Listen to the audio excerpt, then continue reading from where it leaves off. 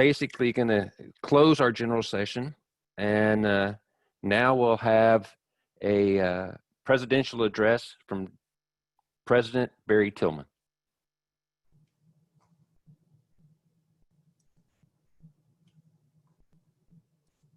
Okay, can everyone see that? Yes. Okay, very good. So I just wanted to point out that these meetings that we have are just not possible without the generous support of our sponsors. And you'll see on this list, there are 18 sponsors that have provided us with funding to help make this meeting possible and to help us through a lean year. And so we just want to thank each one of you for your contributions to APRES and your faithful support of APRES through the years. This is not their first year to support us, and we're very appreciative. I also want to it's 12 o'clock. I just want to thank Gary, Johnny, and Emmy. Obviously, they had planned to have this meeting in Dallas, and we're working really hard in that direction when COVID threw a kink in all the plans, and they really were very patient and generous to just pivot on a dime and to help put this together in this format. And of course, Kim Cutchins, who really behind the scenes makes all of this possible. And she had help this year from Corrine Kimmerite, who was sort of an intern for us, and a generous donation from one of our sister organizations, and we really appreciate both of their hard work to help this make this possible. And the graduate student competition, Chandler Levinson is our graduate student representative for APRES, and Bob Kimmerite, of course, is a long-term JOSUG competition manager. And tomorrow and Thursday, I would encourage you to watch those. Those will be the highlight of our in-person program, I think, in terms of the scientific presentations. And so I encourage you to take a look at those. Just thank all these folks here for their hard work in helping make this possible. We had over 243 registrants for APRES 2020, and over 200 memberships, members joined. And I mentioned 18 sponsors. There are 116 pre-recorded talks and posters that you can view online. And so I would encourage you, I'll show you how to get there towards the end of my presentation. We had the most ever graduate student presentations this year, and are really excited about the future of that. We have made the graduate student organization part of our organization officially with a membership on our board of directors. And so I think that's really exciting for the future. You know, as I get older, I know that our students are the future of the organization. So I'm glad that we recognize it in that way, and that they're really stepping up and doing more and more presentations and being more involved.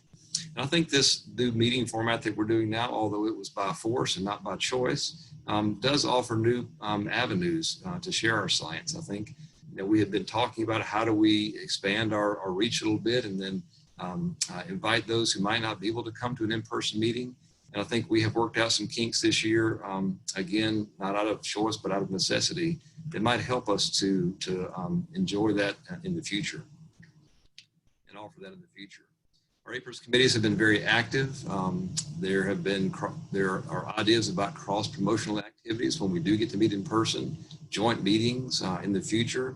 Our new book is nearing completion.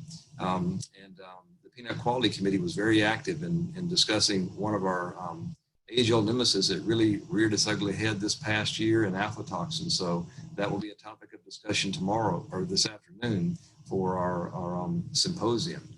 And I'm excited that we will be back in Dallas, in person in Dallas in 2021. So it's been really a whirlwind of activity to try to figure out what we're going to do, not just for this meeting, but what we'll do in the future. And hopefully by 2021, this time next year, we will be able to be in person in Dallas and enjoy time together. And now I have the privilege of going through and showing you our awardees from 2019. And we have some outstanding scientists that we want to recognize with our awards today. So, and I'm just going to go through them relatively quickly because what we want to do is next year, we want to have them awarded in person and have the committees that decided the awards present them with an actual award. But I I want you to know who they are so you can congratulate them until we're able to officially recognize them next year at the meeting. The highest award of our society is Fellow, and I'm pleased to say that Dr. Tim Gray with the University of Georgia has been selected as a Fellow of the Society. So congratulations to Tim. He has been a stalwart in the organization. He is still the editor of Peanut Science and works really, really hard to make sure that publication is high quality. So we thank Tim for his service, and we congratulate him for becoming a Fellow of the Society. Our next award is the Coit T. Wilson Distinguished Service Award, and it goes to Dr. Kelly Chamberlain. Kelly is a USDA ARS scientist and is a peanut breeder in Oklahoma. And so we wish her, we thank her for her service and for her work in APRES, and thank her for, and congratulate her for this award. We have two Corteva awards. One is for excellence in research, and that award goes to Dr. Yi Chu, otherwise known as Julie, out of the University of Georgia. And if you are at all familiar with the work that Dr. Chu does with Dr. Peggy Ozais-Akins and Corley Holbrook, you'll know she is a linchpin in that team and has just performed outstanding research for the past, I don't know how many years, but many years since I came here. It seems like 15 years ago.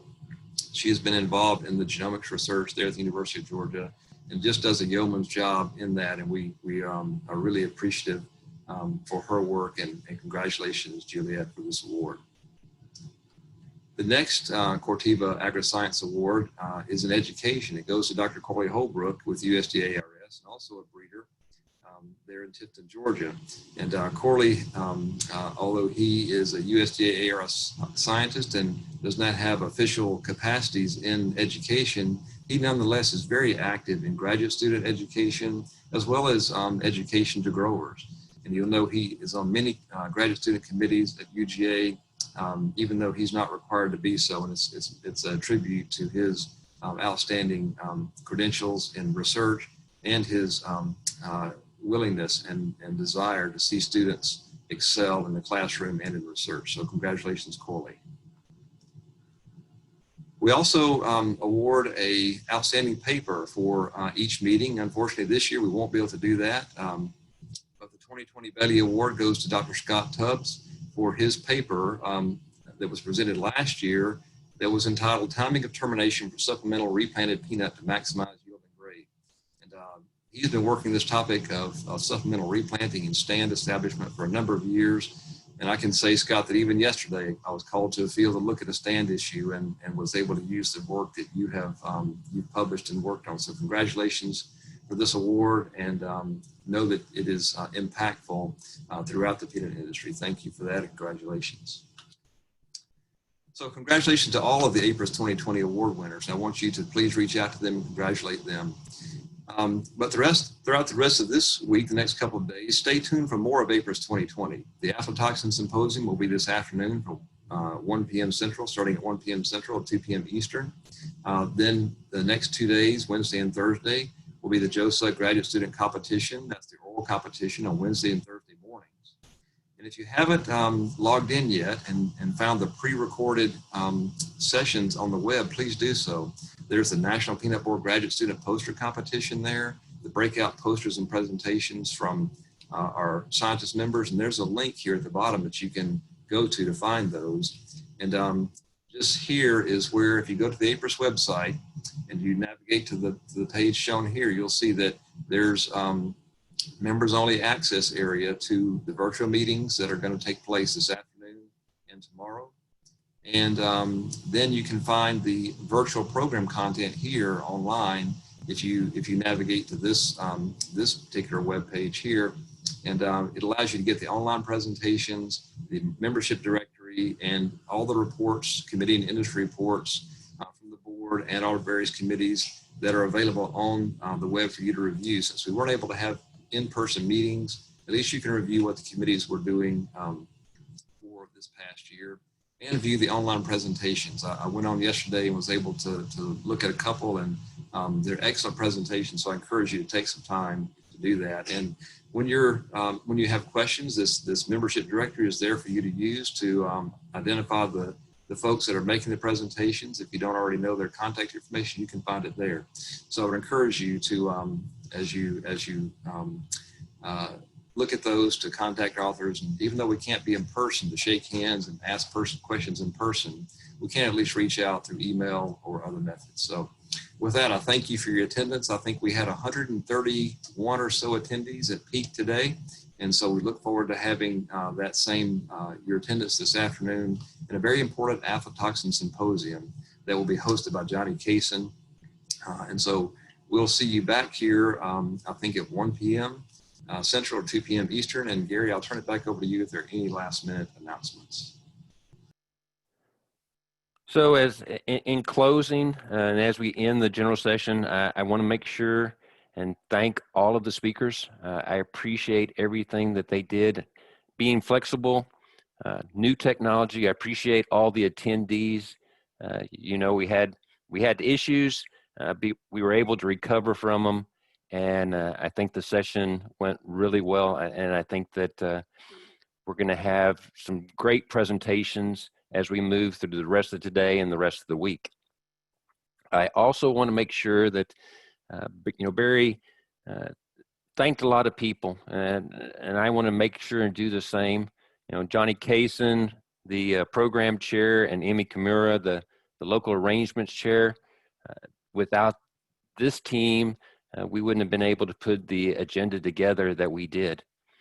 But the real spotlight should go to Kim Cutchins, you know, the executive director for APRES, Amy Kimura, local arrangements, Perrine Kemerite, and Chandler Levinson.